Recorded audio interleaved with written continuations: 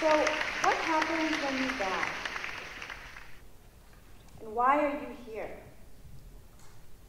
Some people think if you and I answer that question differently, then we can't be good neighbors to one another, or love one another, or do good in the world together. I want to tell you a story about why I think we can. Reverend Dr. Martin Luther King Jr. is probably the best-known civil rights leader in U.S. history. While still in seminary in 1950, he heard a sermon on Mahatma Gandhi, who used the Hindu commitment to nonviolence as a tactic to help free India from British colonial rule. But what if King, a Christian, had heard about Gandhi, a Hindu, and closed his ears? Instead, 9 years later, he traveled to India to learn more about Mahatma Gandhi's work and to bring and strengthen that act of civil nonviolent resistance back to the U.S. to work on racial equality here. Rabbi Abraham Joshua Heschel was born in Poland in 1910. His sister and mother were killed in bombings and the concentration camps of the Nazi regime.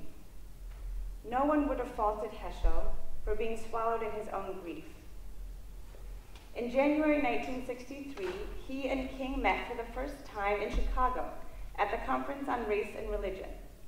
Though they had never spoken before, both preached from the prophet Amos, that justice rolled down like waters and righteousness like a mighty stream.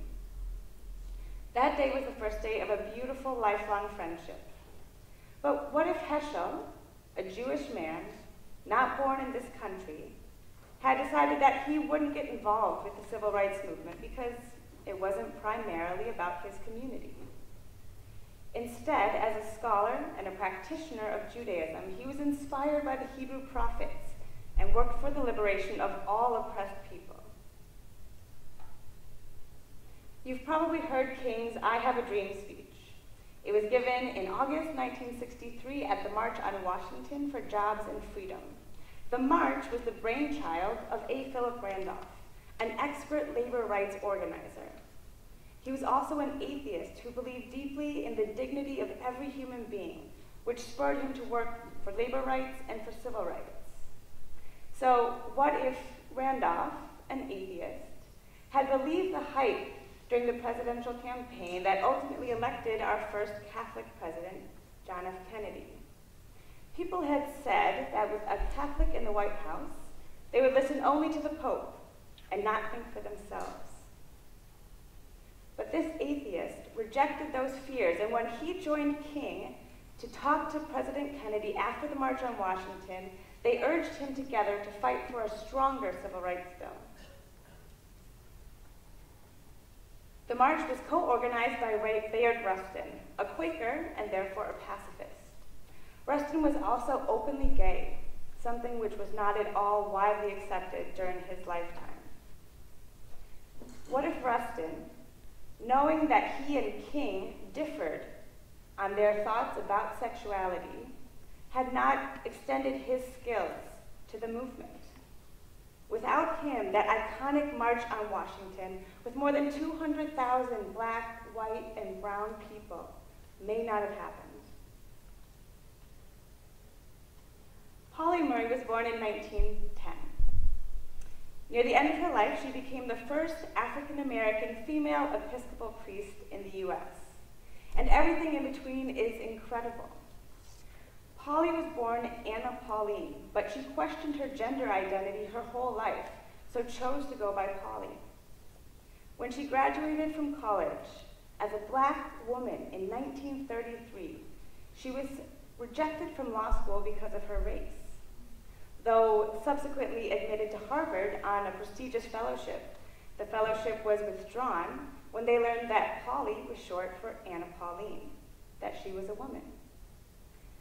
Eventually attending law school, she graduated at the top of her class. She started and led many civil rights organizations.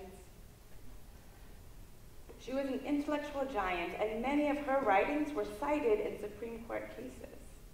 She was a contemporary of Rustin and Randolph and King. So what if Polly had said, "I'm not going to work with anyone who disregards part of my identity." Instead of that, she put it front and center. She coined the term Jane Crow to talk about what she and many were experiencing at the time, these multiple layers of discrimination as a woman, as a Black person, as a worker. In 1963, King was a Nobel Peace Prize laureate. 3 years later, he nominated the Buddhist Vietnamese monk Thich Nhat Hanh for the award. Thich Nhat Hanh had written to King and asked how he could fight for the rights of his people at home when the US was at war in Vietnam. Though they were incredibly different, Thich Nhat Hanh connected his own Buddhist commitment to the value of every living creature to King's own sense of the sacred in Christianity. Upon giving his August 1967 speech beyond Vietnam in the historic Baptist Riverside Church, King honored Thich Nhat Hanh's work and spoke with a pro-poor and anti-war policy. But he started that speech with a nod to Dr. Rabbi Abraham Heschel, who was sitting right next to him in that Baptist church, supporting the anti-war movement. And so we come full circle. These people all believe different things about what happens when you die. And more than that, Bayard Rustin was kept out of public leadership of the civil rights movement because many in charge felt that he, as an openly gay man, would be a distraction from the work they were doing. Pauli Murray was highly critical of the male leadership of the civil rights movement for relying on women as organizers, but not bringing them to the table for conversations around policy and public leadership. But their differences and their disagreements didn't stop them from listening to and learning from one another. And if it had, our country may look different today. So why do I care about this so much? I grew up in a really loving American Baptist church. When I was in high school, I watched people that I loved and respected begin to disagree on some important issues.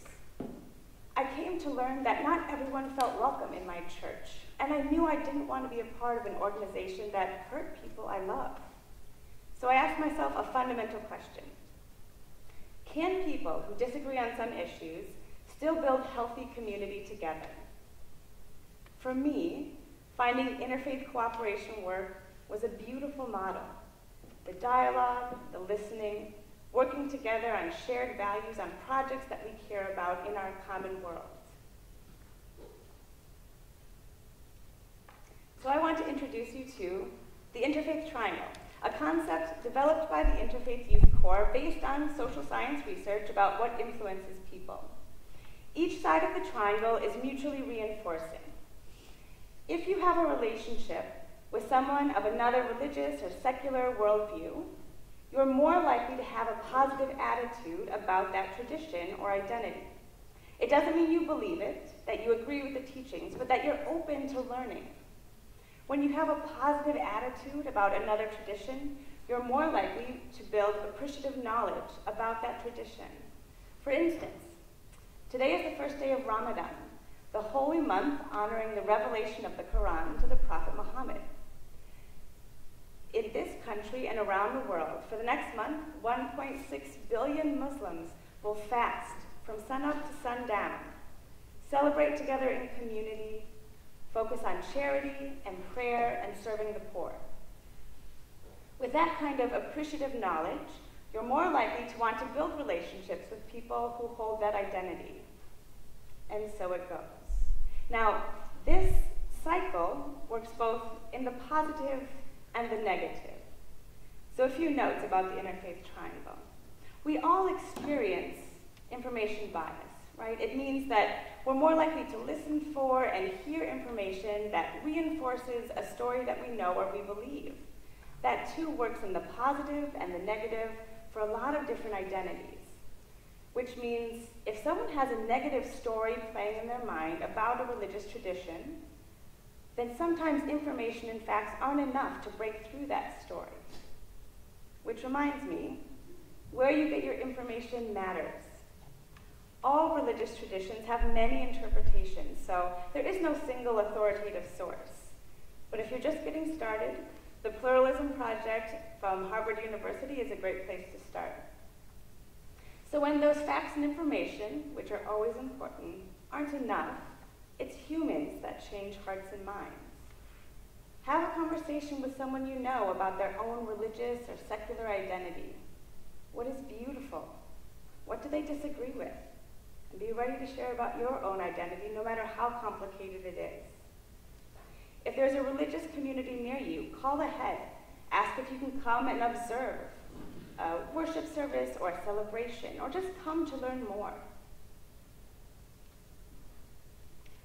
Just like the work of civil rights continues, interfaith leadership is as important today as ever. When we see the rise in hate crimes of religious minorities, the violence on Black and brown bodies in our country, our inability to talk across political difference, I'm glad that interfaith leadership continues. People like Valerie Carr, who followed the Sikh tradition and works for civil rights across the country, or Hind Maki, a Muslim American who works within her own community and across communities to build more equitable relationships. Would you fit on this map? Could you fit on this map? In his final book, King said, "This is the great new problem of mankind. We have inherited a great world house in which we have to live together, Black and white, Easterner and Westerner, Gentile and Jew, Catholic and Protestant, Muslim and Hindu, and I would add atheist, agnostic, seeker, humanist. Because we can never again live apart, we must learn somehow to live with each other in peace. You have the ability to learn, to build relationships, to encounter difference and disagreement with respect and openness. And it is not an exaggeration to say that the health of our schools, the health of our communities, and the health of our country rely on you doing that." Thank you.